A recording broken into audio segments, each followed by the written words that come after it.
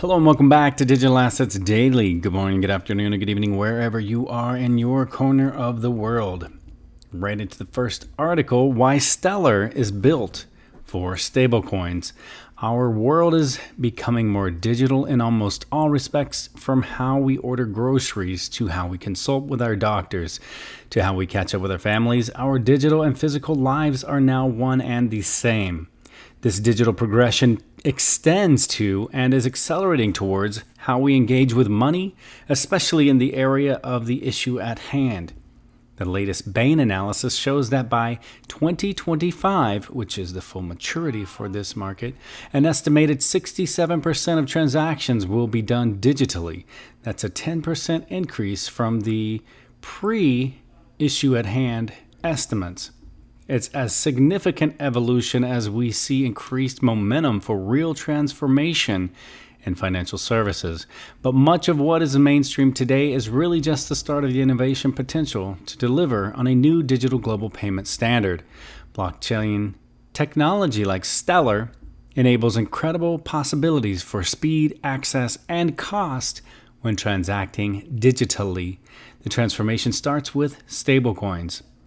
And what are stablecoins? It's basically a buzzword, and not everyone uses the term in exactly the same way.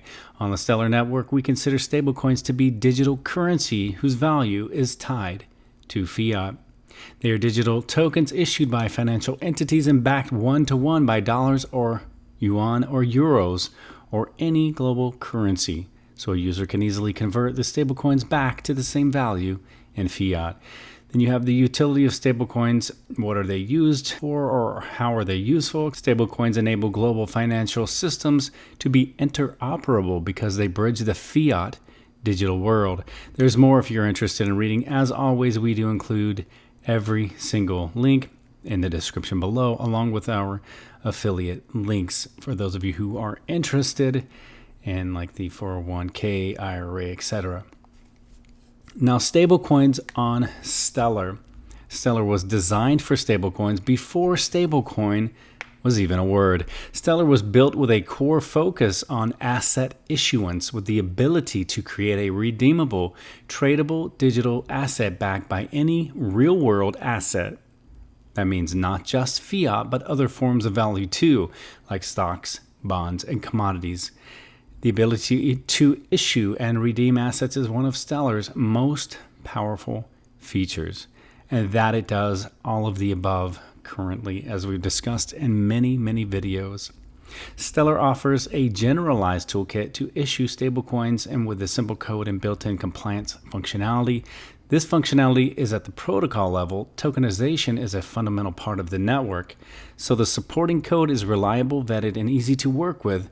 And Stellar also makes it easy for anchors, which is what we call stablecoin issuers on Stellar, to connect to existing systems to handle KYC and convert tokens to money in the bank. And that is pretty massive. We're going to move on to the next article, and again, feel free to click the links below. Maker Foundation and PundiX is set to unveil the DAI agent network in Ghana. The West African nation of Ghana has recently emerged as one of the most crypto-friendly nations in recent years. This newfound prominence has been attributed to a rising number of use cases that show more and more Ghanaians prefer to transfer money using cryptocurrencies such as Bitcoin, thanks to the absence of high transaction fees one would normally find at traditional money transfer services. This is why we are elated to announce we are working alongside DAI stablecoin builder Maker Foundation in building a DAI agent network, DAN, in the country. This network will comprise merchants that can accept payments in DAI quickly, easily, and securely for all sorts of goods and services. Merchants in this program will be onboarded onto PundiX's merchant list, which enables them to set up an XPOS device that can accept, sell, and or buy DAI directly from their customers. The network will also include DAI exchange agents who are entrepreneurs that are willing to make income buying and selling DAI, offering an easy way for ordinary Ghanaians to start using the coin. Setting up a DAN in a country like Ghana is undoubtedly a win for further financial inclusion. On the next article, FinCEN announces sweeping money laundering regulations overhaul. FinCEN is preparing to modernize its AML requirements for financial institutions to greater respond to the dynamic threats posed by illicit finance. The U.S. Financial Crimes Enforcement Network, FinCEN, has announced it will be changing the AML and the CTF rules within the financial sector.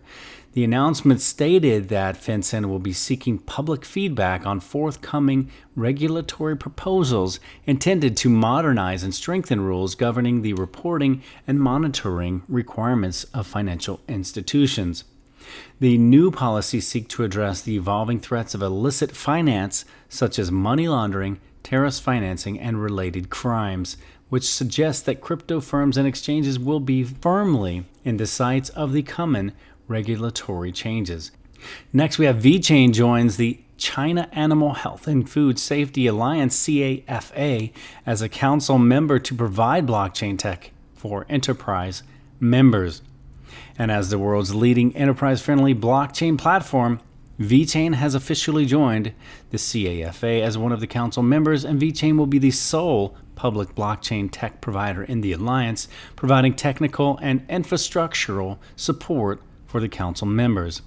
The CAFA is a government-backed organization directly under the Chinese National Agricultural Science Technology Innovation Alliance, initiated by the Ministry of Agriculture of the People's Republic of China, which aims to build a trustworthy platform that connects the government, industry associations, producer enterprises, and research institutes in the food sector.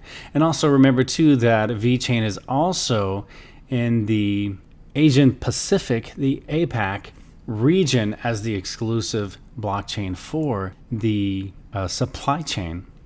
And in the next article, announcing and unpacking the new Holochain. You may have already heard about the new Holochain, which we just did a recent video yesterday, known formerly as Holochain RSM for refactored state model. This article dives into what's actually new about it from the technical and architectural standpoint. Networking includes an improved HDK that simplifies app development, 1/3 as many lines of code required, more secure with unified capabilities security model, more complete feature set. So here we are, and just to be clear, this release is a big friggin' deal for Holochain. I can't tell you the amount of time and brain power that's gone into this refactoring. And I agree absolutely and completely, as I've stated on our Twitter and in the previous video before this. I believe this is a huge turning point for Holochain, for some of us who have had them for years, and at the price point. For me, it wasn't a matter of being a high risk because I understood what they were looking to do and where they were headed. For me, it was just a matter of waiting a little bit longer. But I think this is going to begin to speed up their progress for their success. In the next article, the U.S. lawmakers set to vote on 2 blockchain and cryptocurrency proposals. The Consumer Safety Technology Act now incorporates the Digital Taxonomy Act and Blockchain Innovation Act and is set to be debated in the House of Representatives. So after passing through the U.S. Committee on Energy and Commerce on September 9th, the Consumer Safety Technology Act will also incorporate 2 separate blockchain-related bills, both sponsored by Florida Rep. Darren Soto. The H.R. 2154, the Digital Taxonomy Act, appropriates a $25 million USD budget to the Federal Trade Commission, FTC, each year from 2020 to 2024. The Preventing Fraudulent Practices in Digital Transactions, and to authorize additional appropriations to the Federal Trade Commissions to prevent unfair or deceptive acts or practices relating to digital tokens and transactions relating to digital tokens, and to require a report to Congress on the Commission's actions related to digital tokens. Introduced on September 1st, the H.R. 8153, the Blockchain Innovation Act, will require the FTC to conduct studies on current trends and applications of blockchain technology in commerce and consumer fraud protection. So the Secretary of Commerce, in consultation with the Federal Trade Commission and in consultation with any other appropriate federal agency, the Secretary determines appropriate, shall conduct a study on current and potential use of blockchain tech in commerce and the potential benefits of blockchain tech for limiting fraud and other unfair and deceptive acts and practices. On the final article of this video, we have Ripple joins Google, the Rockefeller Foundation at Mojaloop's top drawer. Blockchain giant Ripple Network has made other stride to strengthen further its relationship with Bill and Melinda Gates Foundation, as the blockchain company now features among the sponsors of the Mojaloop Foundation, a charitable nonprofit organization dedicated to promoting financial inclusion by offering organizations the ability to create an interoperable payment. Ripple, alongside PhonePe, a top digital payment platform in India, joined the sponsors, placing the two at the highest level of the foundation, a release has said.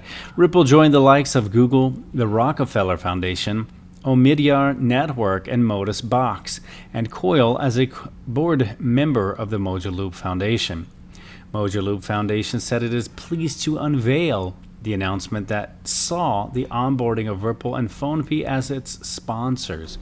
The Mojaloop Foundation, since its establishment about 3 years ago, has been developing an open source software platform targeted at helping about 1.7 billion unbanked people across the globe, especially in the Middle East, Sub-Saharan Africa, East and Southeast Asia, and Latin America. The open source software platform is expected to improve the interoperability of payment systems and make payments easier, as well as create a more affordable means of sending and receiving money. However, the Ripple Network, through a blog post, said it's pleased to further extend its partnership with the Bill and Melinda Gates Foundation and excited to join other sponsoring partners of the Mojaloop Foundation. So I'm going to leave you with a final thought.